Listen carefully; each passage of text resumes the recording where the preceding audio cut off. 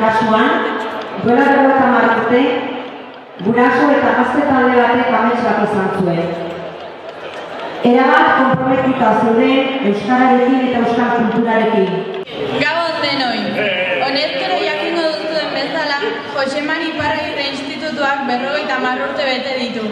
Eta udaletxeak aukera polita eman digu gure ospakizunei amaiera emateko. 50 urte daramatzagu geroa eraikitzen. Gora Iparragirre Institutua! Gora Santa Isabela! Gora Zumarraga!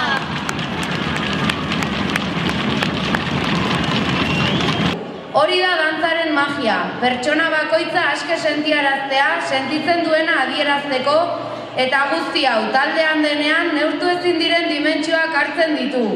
Beraz, jarrai dezala dantzak magia hori sortzen gure barrenetan. Gora Santa Isabelak eta ondo pasatu gabe!